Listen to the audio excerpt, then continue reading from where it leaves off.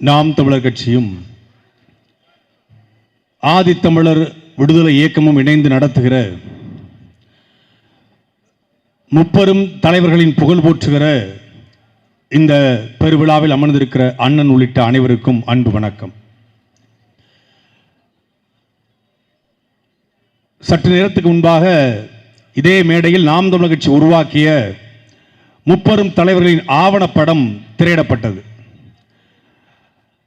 இந்த ஆவணப்படத்தையும் நமது 3 தாத்தாக்களுடைய வரலாற்றை நாம் கூர்ந்து கவனிக்கிற பொழுது ஒரே ஒரு உண்மை நமக்கு தெரிகிறது. கடந்த 75 ஆண்டுகளாக திராவிடம்தான் உங்களை படிக்க வைத்தது என்கிற அந்த பொய்யை 3 தாத்தாக்களுடைய வரலாறும் உடைத்து போட்டிருக்கிறது. ஒரு தாத்தா பேராசிரியர், ஒரு தாத்தா தமிழ் புலவர் சித்த மருத்துவர், ஒரு தாத்தா அம்பேத்கருக்கு முன்பாகவே காந்திக்கு முன்பாகவே தென்னாப்பிரிக்கா சென்று அம்பேத்கருக்கு இணையாக அம்பேத்கரோடு லண்டன் சென்று வெள்ளைக்காரனோடு சமூக நீதி பேசியவர். அப்படி என்றால் இந்த திராவிடம், இந்த தீதி கட்சிகள், இந்த பெரியார், இந்த அண்ணா, இந்த கலைஞர், இந்த சோக்கால்ட சமூக நீதி போராளிகள் எல்லாம் இந்த நாட்டிலே அரசியல் செய்வதற்கு முன்னாடியே இந்த நாட்டிலே சமூக நீதி அரசியலை இவர்களுக்கு கற்றுக் கொடுத்தவர்கள் நமது தாத்தாக்கள் என்கிற உண்மையை அவருடைய வரலாறு நமக்கு சொல்கிறது. நல்ல வேளை நம்ம தாத்தாக்க, ஒரு தாத்தா 1914 இறந்துட்டாங்க, ஒரு தாத்தா 1943 இறந்துட்டாங்க, ஒரு தாத்தா 1945 இறந்துட்டாங்க. நல்ல வேளை நம் தாத்தாக்கள் இந்த கருணாநிதி காலத்தில் இல்லை என்றால் நம் தாத்தாக்களுக்கு ஏசி போட்டு கொடுத்ததே கருணாநிதி என்று சொல்லியிருப்பார்கள்.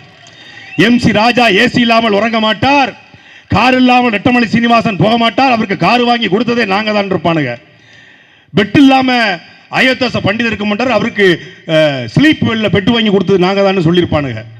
நல்ல வேளை நம்ம தாத்தாக்கள் இறந்துட்டாங்க.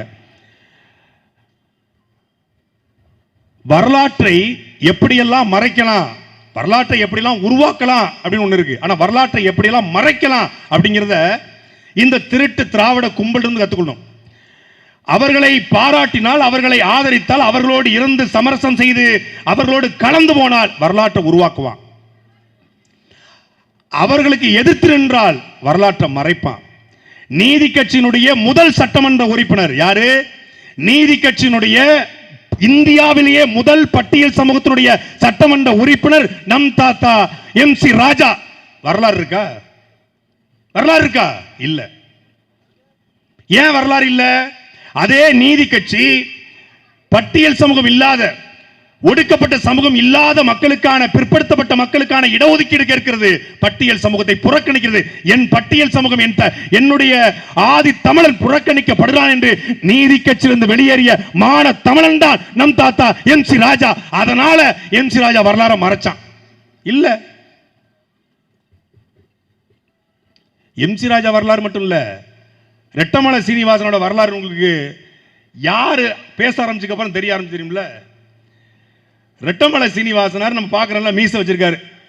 நம்ம தாத்தா மீசை வச்சிருக்காரு. 2018 திருநெல்வேலியில அம்பாசமுத்திரம் சட்டமன்ற தொகுதியில் ரெட்டமலை சீனிவாசனா நினைவேந்தல் பொதுக்கூட்டம் அப்படின்னு அனுமதி கேட்டு நாம் தமிழர் கட்சியினுடைய அந்த பொறுப்பாளர் அண்ணன் செல்வம் அவர்கள் காவல்துறையில் புகார் ஒரு மனு கொடுக்குறாங்க. சூரட்டி ஒட்டிடும், காவல்துறை அனுமதி கொடுத்துருது, சூரட்டி அடிச்சிட்டு நான் தான் பேச்சாளர், சூரட்டில் அடிச்சு முடிச்சாச்சு, தேதி போட்டாச்சு, எல்லாம் பண்ணாச்சு. அங்க இருக்கக்கூடிய ஒரு கட்சி, சமூக நீதி அரசியல் பேசக்கூடிய, அதே பட்டியல் சமூகத்துக்கான அரசியல் பேசக்கூடிய ஒரு கட்சி, அந்த கட்சி போய் காவல் நிலையத்தில் புகார் கொடுக்குது. இந்த கூட்டம் போட்டா திருநெல்வேலியில சாதி கலவரம் வந்துடும். ஏன்?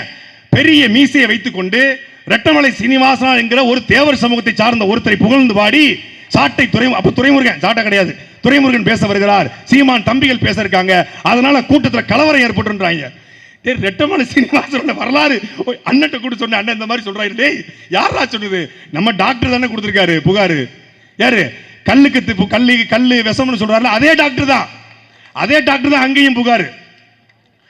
நம்ம டாக்டர் தானே. டேய், என்னடா ரெட்டமலை சீனிவாசனார் கூட கருணாநிதி ஸ்டாலினுக்கு தெரியல, இல்ல வேற யாருக்கும் தெரியல, போற இவங்களுக்கே தெரியலடா. தெரியலன்னு ரெட்டமலை சீனிவாசன வரலாறை கொண்டு போய் சேர்க்க விடல திராவிட கட்சிகள். இதான் உண்மை, இதான் யதார்த்தம். யார் வந்த பொழுது தென் மாவட்டத்தில் கடைகோடியில் சிறுவைகுண்டத்தில் பிறந்த எனக்கு, வெளிப்படையா சொல்ல போனா தேவர் சமூகத்தில் பிறந்த எனக்கு தாத்தா என்ற ரெட்டமலை சீனிவாசனை உணர்த்தியவன் என்னென்ன சீமான் தான். அதே போலதான் அயோத்தாச பண்டிதரை, அதே போலதான் எம் சி ராஜாவை ஏன் தாத்தா? 3 பேரும் தமிழர்கள், நாங்களும் தமிழர்கள், அதனால் அவர்கள் எங்களுக்கு தாத்தா. எங்களுக்கு மட்டும் இல்ல, தமிழ்நாட்டுக்கு கோனாருக்கும் நாடாருக்கும் பிள்ளைக்கும் செட்டிக்கும் முதலிக்கும் தேவேந்தருக்கும் கோனாருக்கும் வன்னியருக்கும் கவுண்டருக்கும் எல்லோருக்கும் நம் தாத்தா ரெட்டமலை சீனிவாசன் அயோத்தாச பண்டிதர் எம் சி ராஜா என்று உணர்த்தியவன் எங்களுடைய செந்தவன் சீமான். இந்த 3 பேருடைய பொதுக்கூட்டம் நடத்தினா குறிப்பிட்ட சாதிய சமூகத்துடைய ஓட்டை வாங்கிடலாம் அப்படின்னு நினைச்சுதான் சீமான் கூட்டம் போடுறாரு அப்படின்னு சில பேர். சரி, அப்ப நீங்க கூட்டம் போடுங்களேன், ஒட்டுமொத்த ஓட்டையும் வாங்கிட்டு போயிருங்களேன். நீங்க கூட்டம் போடுங்களேன். ரெட்டமலை சீனிவாசனார் யாரு? உங்க ஐயா ஸ்டாலின் 2 நிமிஷம் பேச சொல்லு. அதுக்கப்புறம் நாங்க ரெட்டமலை சீனிவாசன் பேசல. அயோத்தியாச பண்டிதர் யாரு? அவர் எதற்காக போராடினார், எந்த காலத்தில் போராடினார் பேச சொல்லு. எம் சி ராஜா யாரு, அவருடைய வரலாறு என்ன பேச சொல்லு. நாங்க பேசல. ஒரு திருக்குறளை எழுதி வச்சு உருப்படியா படிக்க தெரியல. 1ஆம் வகுப்புல 10ஆம் வகுப்பு வரைக்கும் ஒரே திருக்குறள் தாங்க. முயற்சி திருவினையாக்கும், முயற்சியின்மை இன்மை புகுத்தி விடும். வகுப்புல இருக்கக்கூடிய கரும் பலகைகளை எழுதி போட்டிருக்கோம். ரொம்ப கஷ்டமான திருக்குறள் இருக்கு, அது கூட வேண்டாம். எளிமையான திருக்குறள், எல்லோரும் சொல்லுகிற திருக்குறள். முயற்சி திருவினையாக்கும், முயற்சியின்மை இளமை புகுத்திடுமா. உன் வாயில நல்லா புகுத்துச்சு இளமைய. இதை வாசிக்க தெரியல. இதுக்கு குரலோவியம் படைத்தவரே, நடமாடும் அலுவையே, வாழும் வள்ளுவரே. என்ன வாழும் வள்ளுவர்? வாழும் வள்ளுவர் பெத்த மகனுக்கு கற்றுக் கொடுக்கல ஒரு குரலை. இதுல பெரிய குடும்ப சமீபத்தில் ஒரு நிகழ்ச்சிங்க, அதுல அவர் மீது நமக்கு பெரிய மரியாதை உண்டு எங்க ஐயாவின் மீது. ஆனா ஒரு ஏஐ டெக்னாலஜி, இது வரைக்கும் ஏஐ டெக்னாலஜியின் மீது இவ்வளவு கேவலமா நாங்க நினைச்சது இல்ல. ஏஐ டெக்னாலஜி, இந்த பக்கம் ஒரு கவிஞர் வராரு, தமிழ் கவிஞர், இந்த பக்கம் நம்முடைய பாட்டம் வள்ளுவர் வராரு, நடுவுல இவர் வராரு, யாரு? இளமை புகுத்தினவர். இவர் திருவள்ளுவர் உட்கார்ந்துக்கிட்டு இவங்க 2 பேர்ட்டையும் டிஸ்கஸ் பண்றாரு. என்ன இப்ப இளமைன்னு போடவா இன்மைன்னு போடவா, என்னன்னு சொல்லு, நீ சொன்னாதான் நான் போடுவேன்.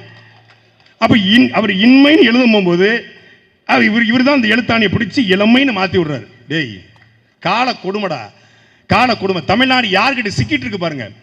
இந்த நிலத்தின் உரிமைக்காக மண்ணை மீட்க, மக்களை காக்க போராடுகிற தலைவன்ட்ட அதிகாரம் சிக்காம, என்ன வரலாறு தெரியாத, மொழிப்பட்டு கிடையாத, இனப்பட்டு கிடையாத, எதுவும் தெரியாத தலைவர்கிட்ட மாட்டிக்கிட்டு வரலாறு திருத்துறான் பாருங்க. வரலாறு திருத்துறான். சாகும் தருவாயில கர்ம வீரர் காமராஜர் கருணாநிதி கையை பிடிச்சுக்கிட்டு, நாட்டையும் ஜனநாயகத்தையும் நீங்க தான் காப்பாற்றணும். என்ன பண்றது, செருப்பெல்லாம் பிஞ்சா தூர போட்டுறோம். அது பத்திரமா பத்திரப்படுத்தி வைக்க வேண்டியிருக்கு. காமராஜருக்கு ஏசி போட்டு கொடுத்தாரு. எதனால போட்டு கொடுத்தாரு? அவருக்கு ஏசி போட்டா உடம்பு அலர்ஜி ஆயிரும். காமராஜருக்காகவே ஏசி போட்டிருக்கீங்களா? அப்ப உங்களுக்காக நீ எதெல்லாம் போட்டிருப்பீங்க? நான் என்ன கேட்கிறேன்னா, காமராஜர் எதிர்கட்சி தலைவர், ஸ்தாபன காங்கிரஸ் இருந்தவர். அவர் கன்னியாகுமரிக்கு வரும் பொழுது, கன்னியாகுமரியில காமராஜருக்கு எதிராக தேர்தல் பிரச்சாரத்தில் சொந்த நாடாருக்கு ஓட்டா இல்லை வந்த நாடாருக்கு ஓட்டா, சிவகாமி மகனுக்கு ஓட்டா, மேரியின் மகனுக்கு ஓட்டா என்று காமராஜரை சாதி பார்த்து பேசிய ஒரு கேடுகட்ட கேவலப்பட்ட ஈன தலைவன் கருணாநிதி எப்படா எங்க தாத்தனுக்கு ஏசி போட்டு கொடுத்துப்பான்னு ஒரு மான தமிழங்க கலைய எங்களை தவிர. அவர் நாடார். எதை நாடார்? மண்ணை நாடாத, பொன்னை நாடாத, பொருளை நாடாத, பெண்ணை நாடாத, பதவியை நாடாத நாடார். அதனால் காமராஜர் நாடார். அவரை நாடார்னு சொல்லி அசிங்கப்படுத்தின கருணாநிதி ஏசி போட்டு கொடுத்தாரு. கருணாநிதி ஆட்சி காலத்தில் மிஸ்ஸாவில் காமராஜரை கைது பண்ண போனாங்களாம். கருணாநிதி கூப்பிட்டு ராஜாராம் நாயுடு கிட்ட, நீங்க திருப்பதிக்கு போக சொல்லாதீங்க, தமிழ்நாட்டுக்குள்ள இருந்தா தான் நான் பாதுகாக்க முடியும், திருப்பதி போயிட்டா ஏன் எல்லாம் தாண்டிடும்.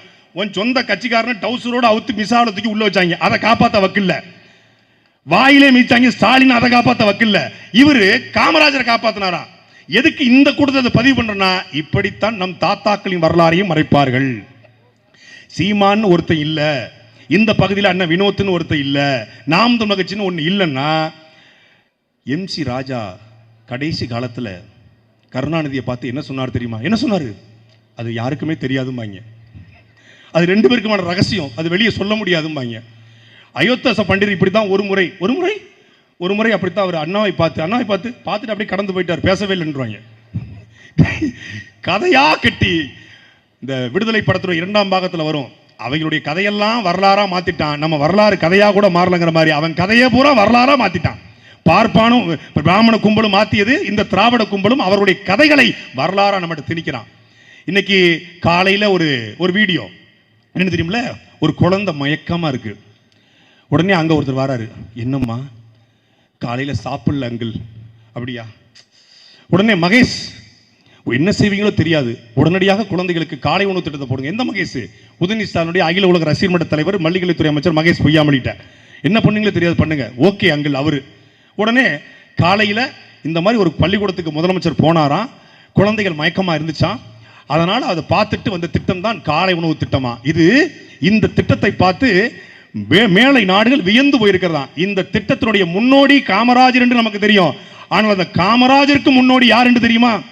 முதலில் 1920ஆம் ஆண்டு சட்டமன்ற உறுப்பினராக நம்முடைய தாத்தா MC ராஜா இருக்கும் பொழுது இந்தியாவிலே முதலாக மிட் டே மீல் மதிய உணவு என்று 1000 விளக்கிலே 1000 மாணவர்களுக்கு கல்வியிலே விளக்கேற்றியவன் நம் தாத்தா. மதிய உணவு திட்டத்தினுடைய முன்னோடி MC ராஜா என்கிற மாசி ராஜா. அவர் 1920 அதுக்கான அச்சாரத்தை போறாரு. ஏன்? பட்டியல் சமூக மக்கள் அப்படியாவது படிக்க வரட்டும், என் பிள்ளைகள் ஒடுக்கப்பட்ட பிள்ளைகள் அப்படியாவது பள்ளிக்கூடத்துக்கு வரணும் என்று மதிய உணவு திட்டத்தை வெள்ளைக்காரர் அரசோடு இணைந்து பேசி கொண்டு வந்தவர் மதிய உணவு திட்டத்தினுடைய தந்தை MC ராஜா. அதற்கு பிறகுதான் காமராஜர் ஐயா கொண்டு வராங்க. அதுக்கு பிறகுதான் ஒவ்வொரு மாநிலத்தில் பல மாநிலங்கள் வருது. ஆனா இன்னைக்கு இவன் காமராஜரை மறக்கடிக்கணும் அப்படிங்கிறதுக்காகவே, MC ராஜாவை மறக்கடிக்கணும் அப்படிங்கிறதுக்காகவே காலை உணவு. அது என்னது? சுதந்திரம் அடைஞ்ச காலகட்டத்தில் காமராஜர் கொடுத்தாரு, சுதந்திரத்துக்கு முன்னாடி தாத்தா MC ராஜா கொடுத்தாங்க. சரி, சுதந்திரம் அடைஞ்சு 75 வருஷம் ஆச்சு, நீ 60 வருஷம் ஆண்டிருக்க, கருணாநிதி 5 வருஷம், நீ 4 ஆண்டு ஆட்சி, திராவிட மாடல் விடியல் ஆட்சி, ஒவ்வொரு தமிழருடைய வாழ்வாதாரத்தை பெருக்கி வருமானத்தை பெருக்கின்ற. இப்ப உட்காந்து காலை உணவு திட்டத்தில் உப்புமா. நாங்க 5 நாள் உப்புமா போடுறது இல்லையா? அப்புறம் ஒரு நாள் உப்புமா, ஒரு நாள் கிச்சடி. உப்புமாங்கிறது கிச்சடியோட தங்கச்சி, கிச்சடிங்கிறது உப்புமாவோட அக்கா. அவ்வளவுதான். வீட்டிலேயே கழிச்சு கட்டின உணவு இருங்க. எவனாவது உப்புமா வீட்டில் சாப்பிடுவாங்க, உப்புமா போமாங்க வீட்டில் வெளியே போய் மாறன் புரோட்டா கடை சாப்பிட்டுன்னு போயிடுவாங்க. உப்புமாங்கிறது ஒரு கழிச்சு கட்டின உணவு. அதை போட்டுட்டு உப்புமா கொடுத்த தலைவர், உரிமை தொகை கொடுத்த தலைவர், ஓரணியில் தமிழ்நாடு, ஓரணியில் தமிழ்நாட்டில் நினைக்கிறான். ஊரணியை கூட காப்பாற்ற வக்கல, ஊரணியை கூட பிளாட் போட்டு வித்துட்டு ஓரணியில திறனுமா? அன்பிற்குரிய மக்களே, ஒரு வரலாறு திரும்பி கொண்டிருக்கிறது. மறக்கடிக்கப்பட்ட தலைவருடைய வரலாற்றை திரும்பி எழுதுகிற ஒரு தலைமுறையை எங்களுடைய அண்ணன் செந்தமிழன் சீமான் உருவாக்கி இருக்கிறார். இங்க கூடியிருக்கிற அத்தனை பேரும் பறையர் என்றோ, நாடார் என்றோ, கோடார் என்றோ, செட்டி என்றோ, முதலி என்றோ கூட அனைவரும் தமிழர்கள் என்று கூடியிருக்கிறார்கள். இதுதான் ரெட்டமலை சீனிவாசனுடைய வெற்றி, இதுதான் அயோத்திதாச பண்டிதரின் வெற்றி. இதற்குத்தான் MC ராஜா உழைத்தார். அவருடைய கனவை நினைவாட்டி கொண்டிருக்கிறோம். இது சிறுபான்மை கூட்டம், இது சின்ன கூட்டம் நினைக்கலாம். உலகத்தில் எல்லா மாற்றங்களையும் எல்லா புரட்சிகளையும் ஏற்படுத்தியது சிறுபான்மை கூட்டம் தான். சிறுபான்மை தான் உலகத்தை ஆண்டிருக்கிறது. இந்த கூட்டமும் ஒரு நாள் ஆளும். அது 2026 நடக்கும். நன்றி, வணக்கம்.